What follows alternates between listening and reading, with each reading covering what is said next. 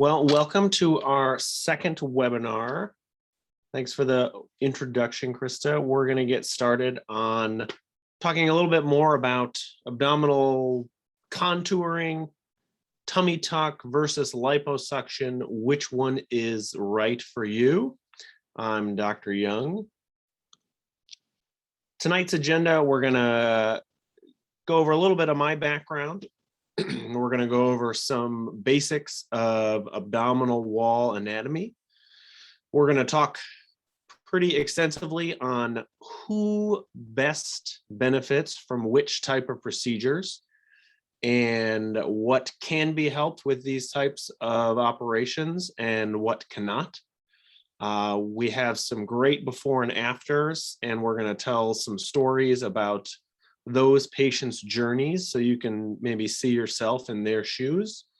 And then we'll go over what to expect all the way from tonight, moving forward to a consultation and everything in between until you get your really great result. A little bit more about me. I am an upstate New York native, grew up in Corning, New York. And then I went down to the University of Maryland for my undergrad degree, came back to Buffalo to go to medical school. And then after medical school, you go to residency. I started out in general surgery, finished my time in general surgery at Yale, and then decided I wanted to subspecialize in plastic surgery. So I spent another 3 years at the University of Michigan. And now we're back in upstate New York, bringing all that great training home to, family and friends and everybody who, lives in this great state. I am a very proud father and husband. My wife, Laura, is over here, and my 2 daughters. This was a couple months ago. And what I want you to gather from this, in addition to a lot of education, is that I am committed to helping you feel confident in your body, whatever that looks like for you. A little bit more about our team. Jen's on the call. Jen is our patient care coordinator for the Cosmetic Center. She focuses on face and neck with everything from lasers to injectables and our surgical procedures. She sometimes helps out with the body patients, and she's been kind enough to join us tonight. Ashley Cook is an LPN who has been with us for 14 years, specializing in, she's been with us for less than that, but she's been in plastics and dermatology for 14 years. She works with me a lot on our breast and body patients, and she's a really great advocate for making sure that, we're communicating well and that all your concerns are answered. And then Catherine is my right hand up in the plastic surgery center, making sure that we're communicating well, that we're running on time, and that you feel very informed on moving forward with your consultation all the way through the preoperative and postoperative process. So, to review some anatomy. On the screen, there is a CT scan or CAT scan of the abdomen. And you can think of it like kind of like a bread loaf cut down the middle with the feet into the screen and the head back to the screen, and you see a kind of one shot of the abdominal wall. So this layer out on the very edge, that thin white line, is the skin. Right underneath that is the subcutaneous fat. And then these gray lines coming around the middle are the abdominal wall musculature. And all that's very important when we're talking about the contour of the abdomen and what can be done with liposuction or a tummy tuck. Behind the muscle wall, there's all the stuff that keeps you alive, like your intestines and liver and all that stuff that really can't be addressed with these types of procedures. And so we'll go over why that's important in a moment. So we've got the skin layer on the outside. This is the pinchable skin. This is where stretch marks happen, where surgical scars will be. And with time and age and many things that happen over your lifetime, some of this skin can get stretched out. And so there are solutions for that. The next layer is the pinchable fat layer. So if you were to do a crunch and then squeeze the skin and fat between your fingers, that's the subcutaneous fat layer. And that is addressed during these types of procedures. We have the abdominal wall that I reviewed. There is the kind of six-pack muscles going down the front, the rectus abdominis. And on the outside, you've kind of got the girdle muscles, the external and internal obliques. And then finally, behind that abdominal wall as a different view is your abdominal contents and visceral fat, which lives around your organs and cushions things and is significantly affected by diet and exercise, which is important in a little bit. So at this point in your life, maybe you're looking down at your abdominal wall and wondering what has happened over time that has led to the appearance today. And rest assured that this happens to a lot of people, men, women, young and old, and it's from life. It's from pregnancy. It's from weight gain and or subsequent weight loss. There are hormonal changes that can explain some of the changes in your abdominal wall and how well it can rebound from some of these other things like pregnancy and then weight gain or weight loss. And of course, if you've had a surgery on your abdomen, there'll be a scar, and that can affect everything from the way that the skin hangs on the abdomen to the placement of the scar, depending on the procedure that you had. A quick word on diastasis. There is this process called diastasis recti, which, despite what you may read on the internet, cannot be improved with any sort of specific crunch routine or changes in your diet or that sort of thing. Diastasis recti, as you can see in the photos, typically happens when there's been a significant change in the volume of the abdomen, like with pregnancy or with significant weight gain and then weight loss through diet and exercise or weight loss surgery. In the photo, you can see that the six-pack muscles that used to be straight down the middle with a thin line in the middle have separated, and that connective tissue layer between them has stretched out. And that layer does not have as much capacity to kind of rebound back.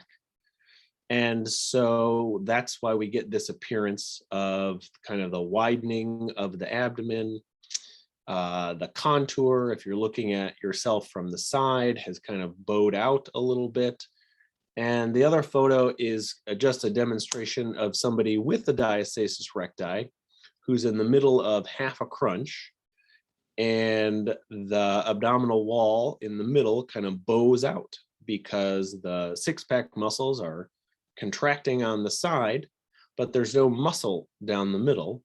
And so that's why that connective tissue layer kind of gives a little bit from the abdominal contents and gives this appearance in these two photos.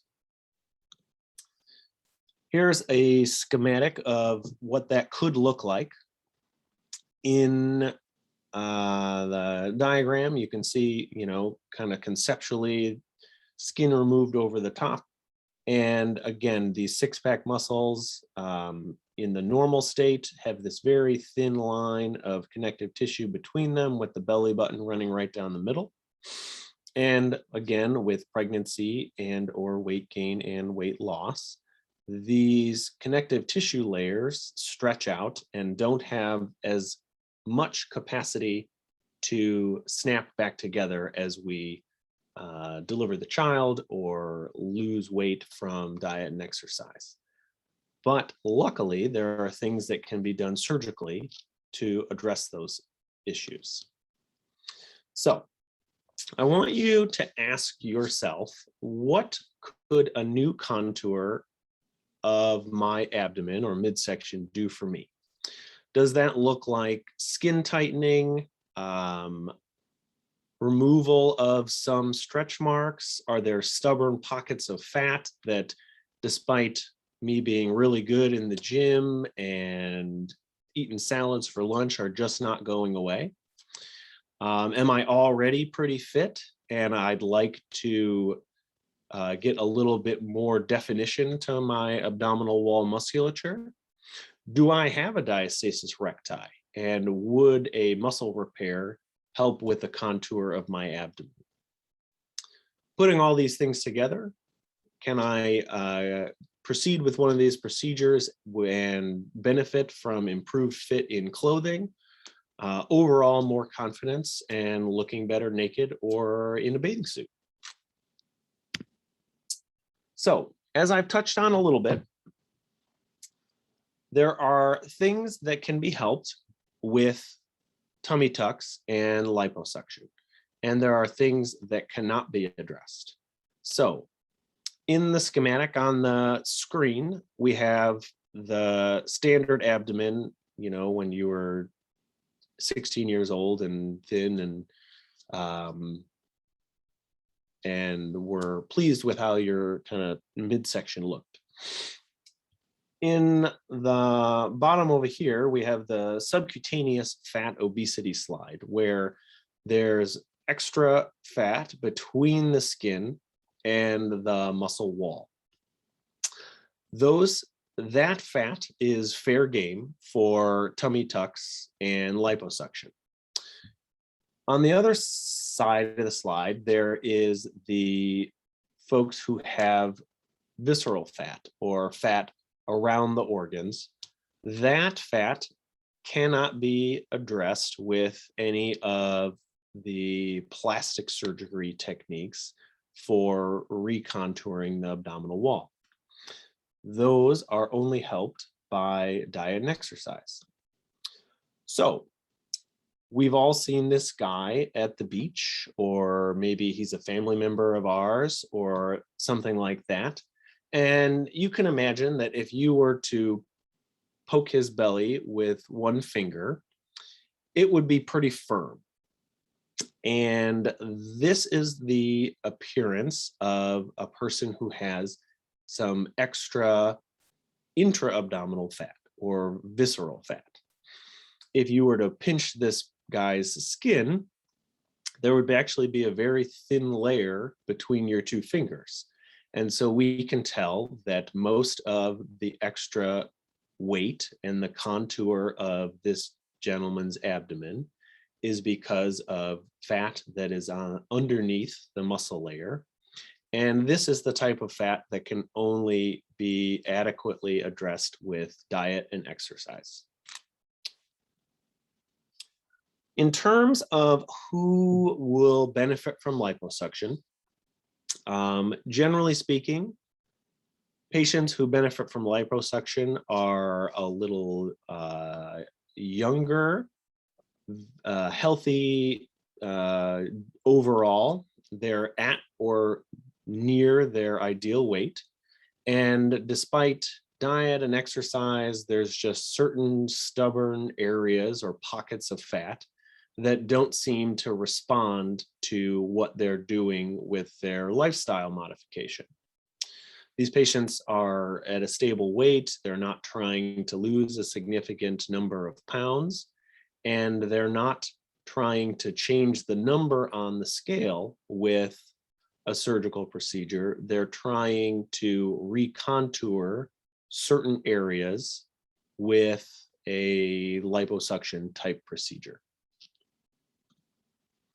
In terms of who benefits most from abdominoplasty, this is one of the most powerful tools in the kind of body contouring plastic surgery area that can address both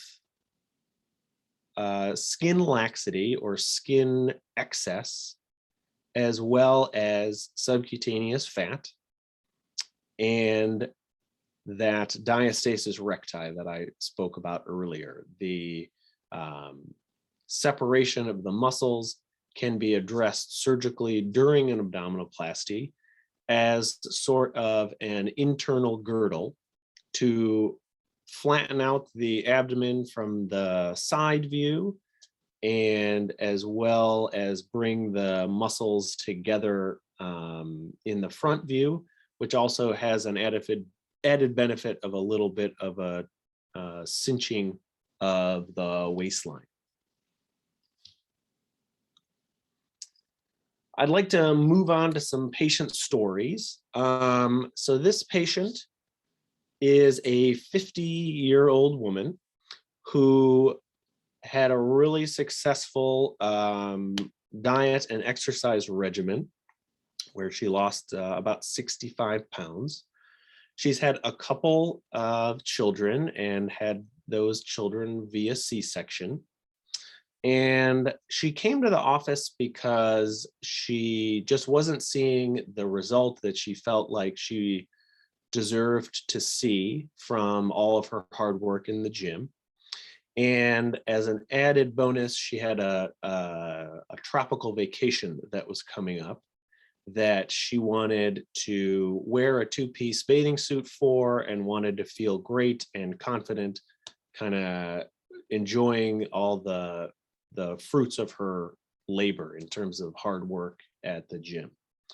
So this patient underwent an abdominoplasty, and these are her after photos. Let me go back. If you look at the three views, and we'll go comparison before and after in a moment. In the front view, you can see that she's had some, first of all, her scars healed beautifully. Her belly button is nicely recontoured. She has none of that excess skin hanging down in the kind of right underneath the belly button region. And her abdominal wall has been pulled back and is nice and tight and back where it was supposed to be. And so if we, I think, really look at these before and afters, we can see what a powerful tool an abdominoplasty is. In the front view, we've actually removed a bunch of her stretch marks. Her waist is narrowed with the repair of the muscle layer, and the excess skin and fat kind of as a layer above the abdominal wall muscles has been removed, and she was absolutely thrilled. And I haven't gotten an update on her trip yet, but I'm sure we will. Let's look at the next patient. This is another 50-year-old woman who came to the office because she was bothered by the stretch marks and the skin looseness or laxity in the midsection. And she's already pretty thin. And so not being able to really change any of this with things like diet and exercise, she came to see what was possible for her. On her exam, she also had a separation of the muscles, or that diastasis recti. And she had already raised a successful young adult and now wanted to focus on herself a little bit. And so we performed an abdominoplasty or tummy tuck for her. And we got a really beautiful result with the improvement in her abdominal wall contour from the side view, as well as basically resolution of the skin laxity that she was formerly bothered by. And she was absolutely thrilled. And if this is a result that you would love, I think you should come see me. Here's her before and afters again in the same slide. We see the change in the shape of her belly button. We see a nice low scar line that at this point was about 3 months old. So that will continue to get lighter, that will continue to fade.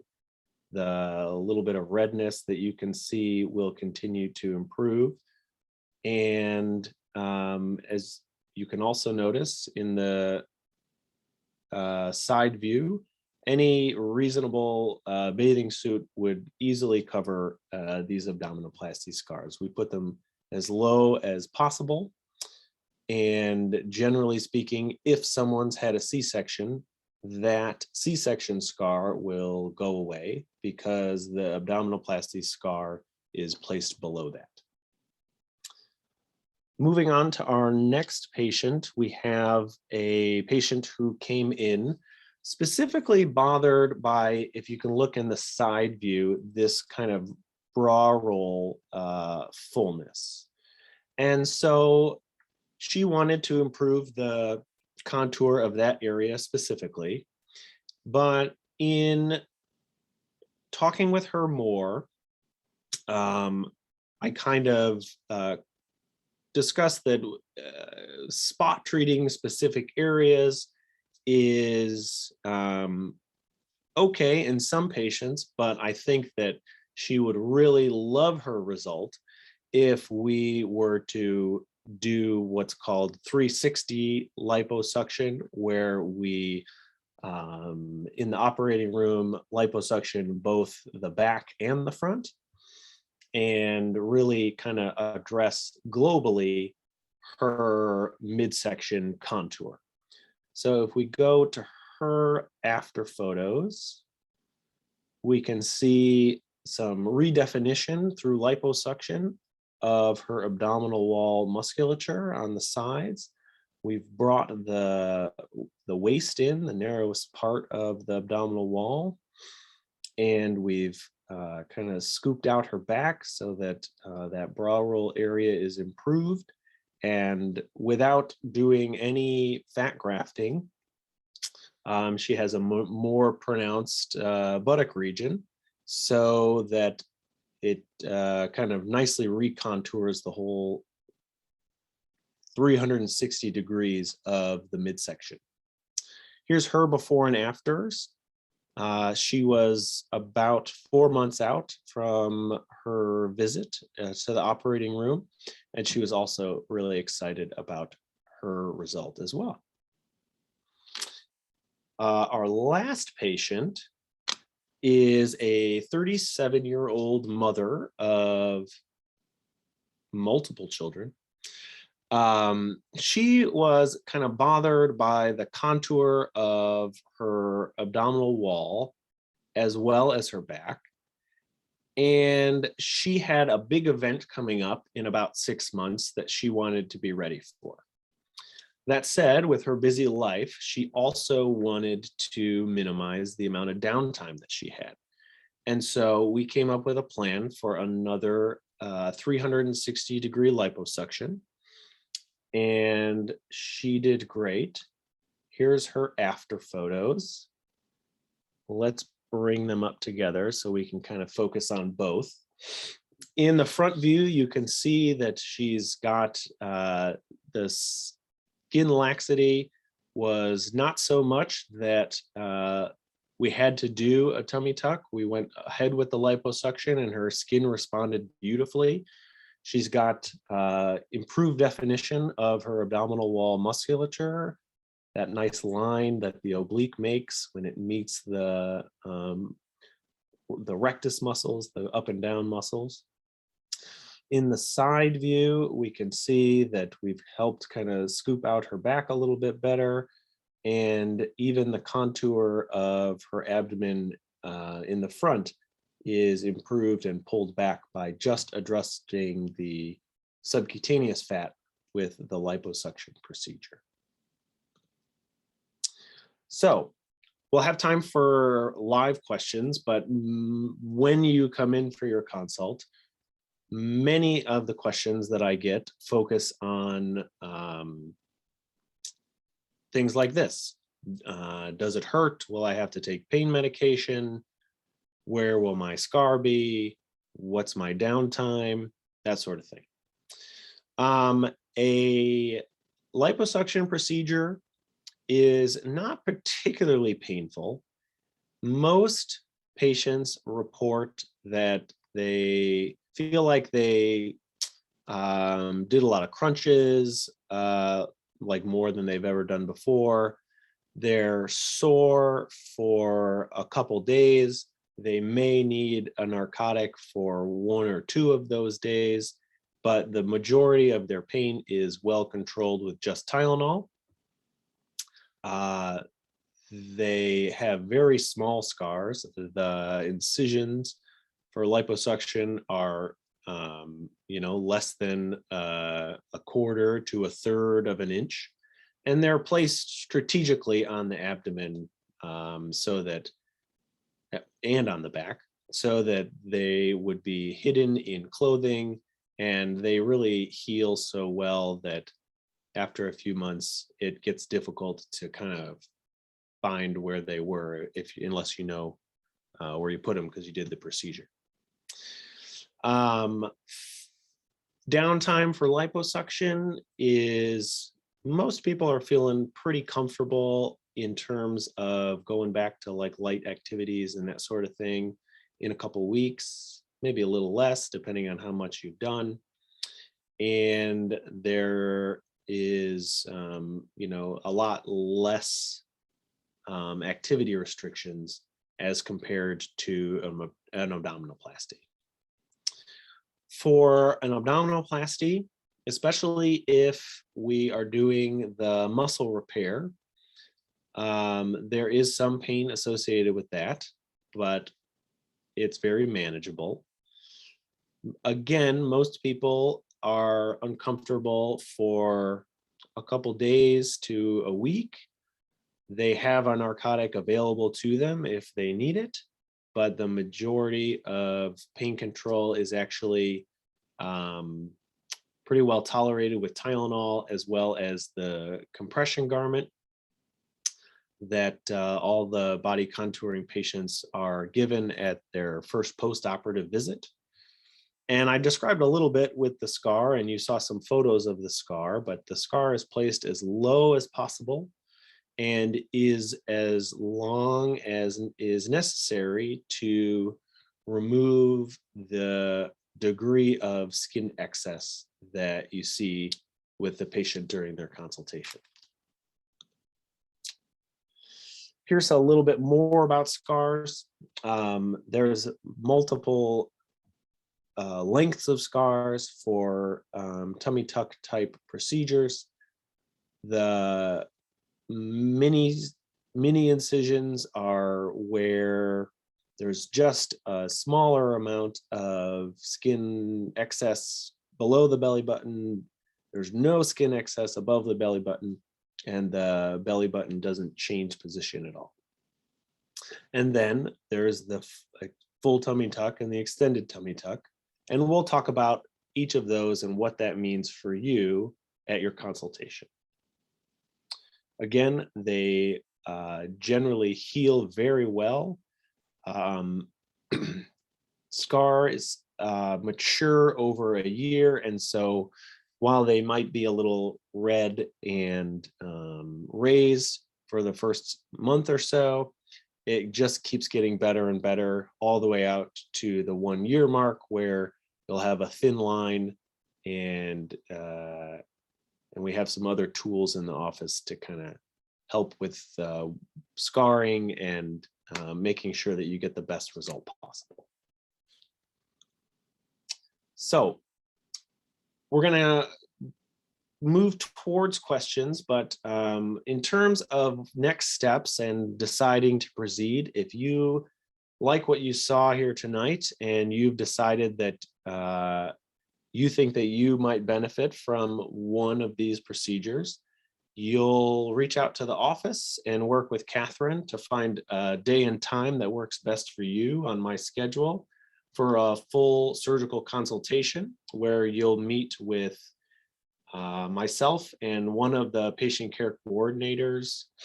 Will listen to your concerns, will take some photos and go over those photos with you so that you're fully prepared and educated, and we're making sure that we're on the same page with your goals and what can be achieved with the tools that we have.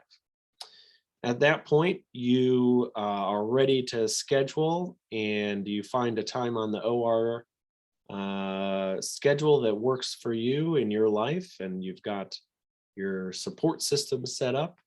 And then you'll come in for your preoperative appointment, where we'll go over the paperwork, we'll review the areas that we're going to be treating, and you'll have, walking out the door, you'll have my cell phone number, as well as your kind of post-operative and preoperative instructions, so that there's absolutely no questions about, should I do this? Should I do that? I want you to call. I want you to call the office. I want you to call me so that we can put your mind at ease and make this as a seamless a process as possible.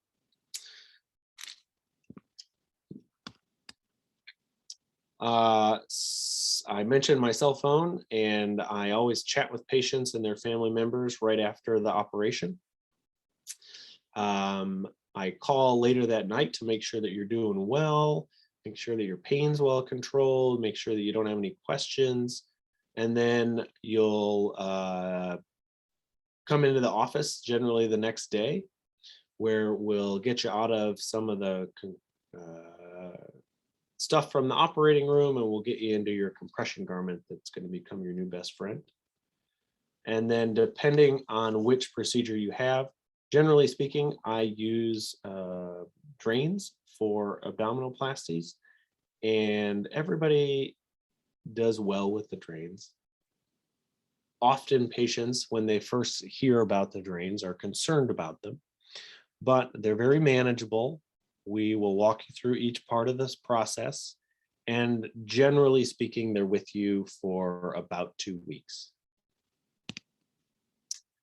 Again, I want to part with, before we head off to questions, that I am committed to listening to your concerns, talking with you kind of candidly about what I see, what can be helped with these abdominal contouring procedures, and making sure that we're getting to the goal that we both want for you. I'm going to turn it back over to Krista and Jen here.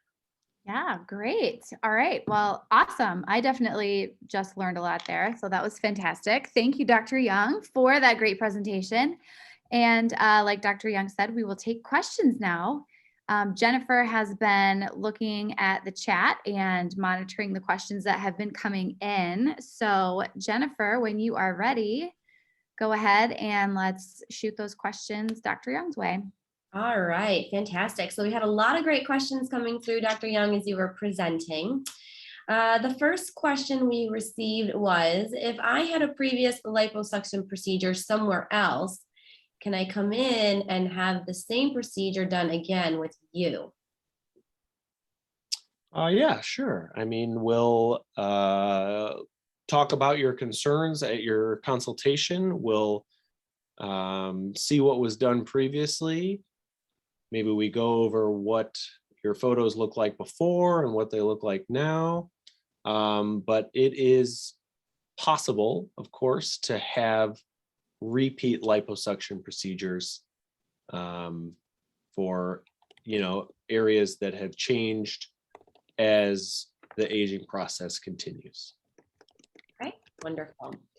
Can I have an abdominoplasty or liposuction if I still plan to have kids in the future? It's a good question. For liposuction, it's okay to move forward, even if you're thinking about having children again or for the first time later down the road. Generally speaking, for abdominoplasties, I would encourage patients to wait until they're sure that they're done having children. The reason being, further pregnancy will stretch skin, move muscle around, and I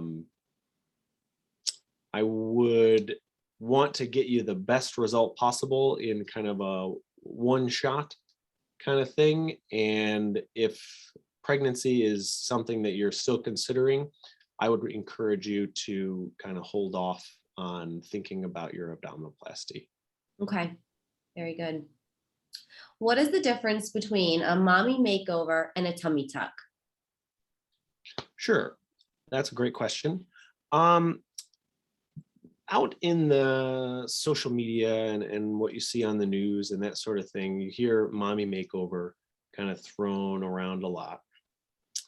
And so mommy makeover is it is what you want it to be. It's how has your body changed after pregnancy, and what are things that bother you, and what could be done surgically to address them. Frequently, things that are done during mommy makeovers are something with the abdomen and something with the breast. So if that's an abdominoplasty or tummy tuck and a breast lift, or a breast augmentation and liposuction of particular areas of concern, that's kind of the mommy makeover concept. And a tummy tuck can be part of that, doesn't have to be. And so mommy makeovers are for, women who come in and want to hear what their options are for kind of getting their pre-pregnancy body back. Okay, got it. Let's see here. Will an abdominoplasty scar go over the same line as my C-section scar? Generally speaking, the abdominoplasty scar is lower than the C-section scar. And so the C-section scar is taken out with the skin that's removed as part of an abdominoplasty. The abdominoplasty is done in the midline, a couple inches above the vulvar region, and outside of and lower than the C-section area. Okay, all right. Does insurance cover any of the cost of the procedure? So generally, no. There are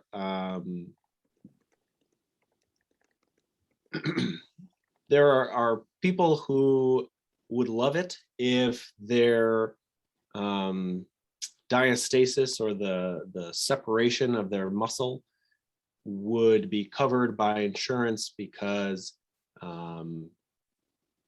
they feel like they have back pain from it, or when they do a crunch, they don't feel like their abdominal wall is working as well.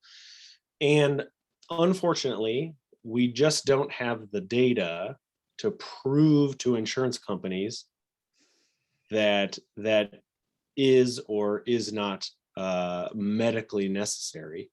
And so at this time, abdominoplasty and liposuction procedures are not covered by insurance. Okay. And with that, I will add that we do offer financing with Care Credit. And so post the webinar tonight, I believe tomorrow, you'll receive an email. And inside that email, there will be a link to learn more about some financing options that we offer, which a lot, if I might add, a lot of patients do take advantage of. So. All right, let's see what else we have here. Are liposuction results permanent? Well, liposuction results are permanent in that it permanently removes the fat that was there from between the skin and the abdominal wall. Now, if you gain weight or lose weight after having had a liposuction procedure, fat can reaccumulate in those areas. But for the fat that was removed, it's permanent. It's not coming back. The fat that was left over isn't going to figure out that some fat nearby is gone now and get bigger or anything like that.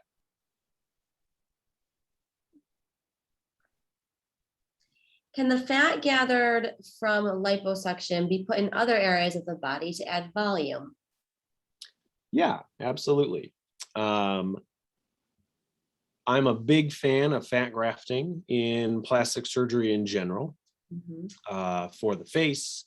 I did a procedure recently where a patient wanted to add volume to her breasts, but didn't want an implant of any kind.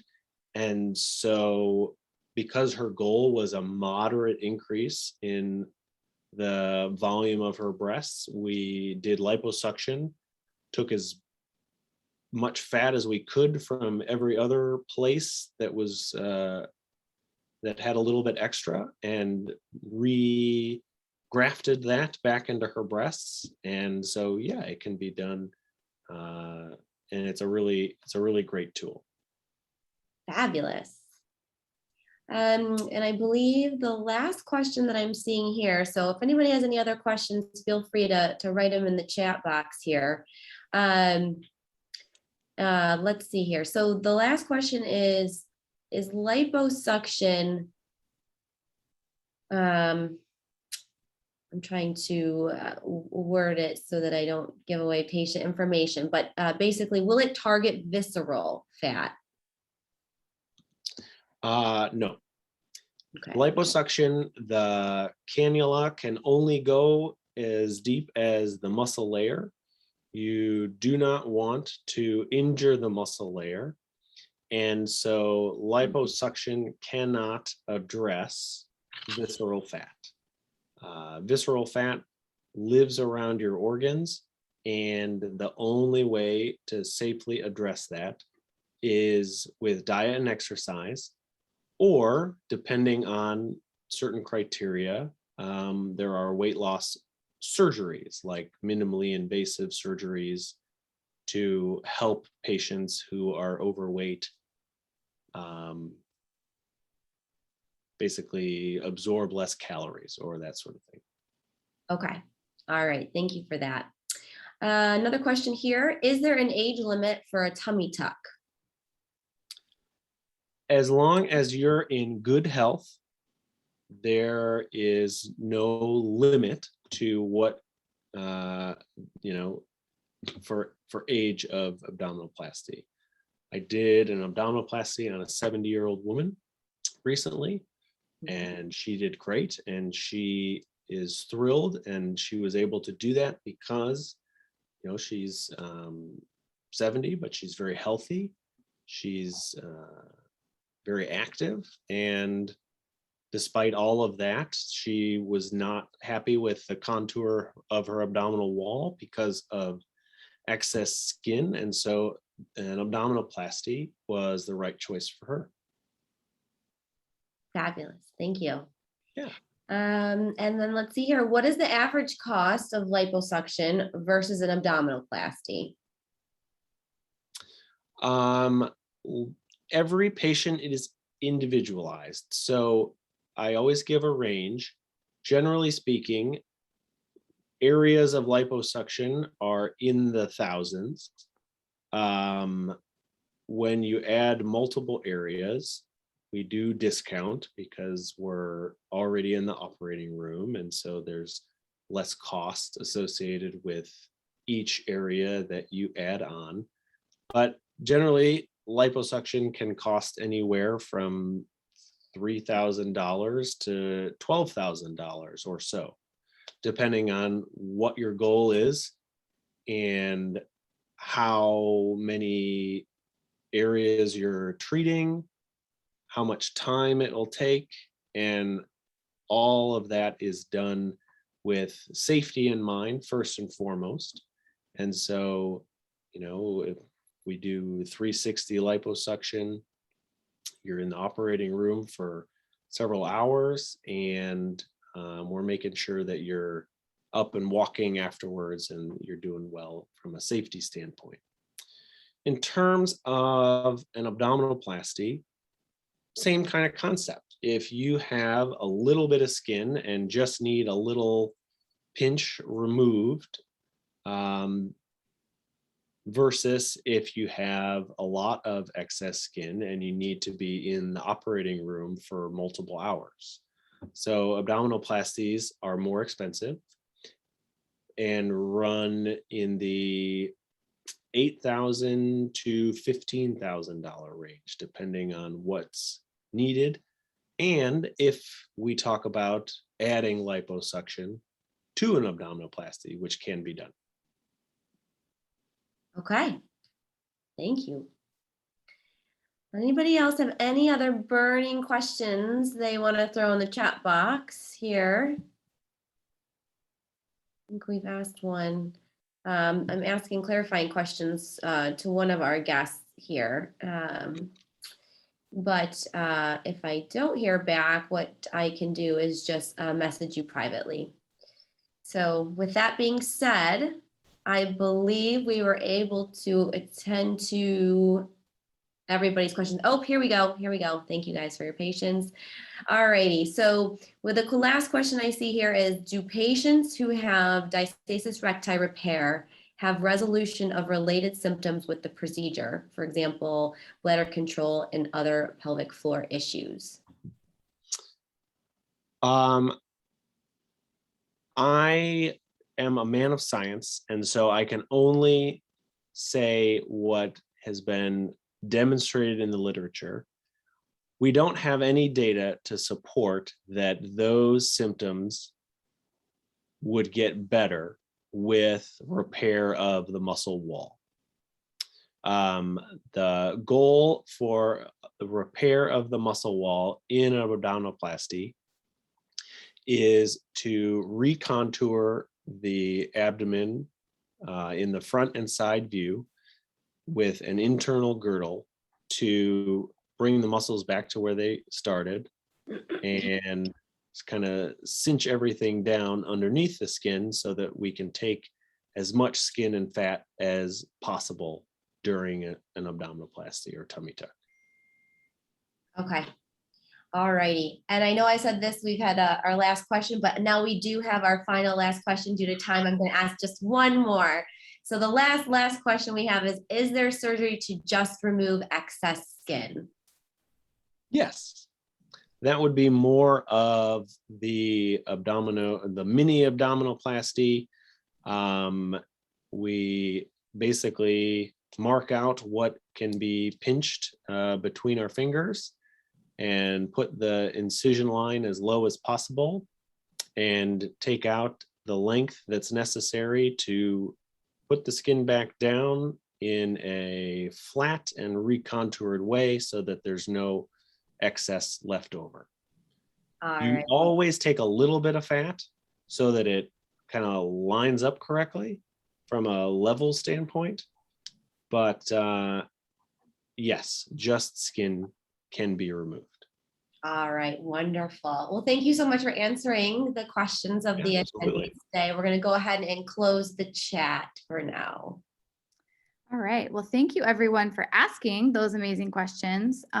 Always more than happy to answer those live on our webinars, and really appreciate you asking, because the answers probably benefit everyone in some way. And now we have them recorded, and it's just great. So what to expect from this moment forward, tomorrow, everyone will receive, who attended the webinar this evening, will receive the recording of the webinar, as well as some detailed instructions about how you can schedule your plastic surgery consultation, if that is something that you're interested in doing. We will also do a follow-up call to everyone who was online this evening, for two reasons. One, we would love to just touch base with you and check in and see if you have that personal touch, and see if you're interested in scheduling a consultation. But also because we would love to hear feedback about this webinar from you, and what you thought was good, what could have been better, and how we can improve these moving forward. And that's always very helpful information that we're interested in getting. So with all of that being said, thank you once again. Thank you, Dr. Young, for presenting. Thank you, Jen, for monitoring the chat, and look for the email tomorrow with more information. Thank you all so much for joining us tonight. Bye. Bye. Bye.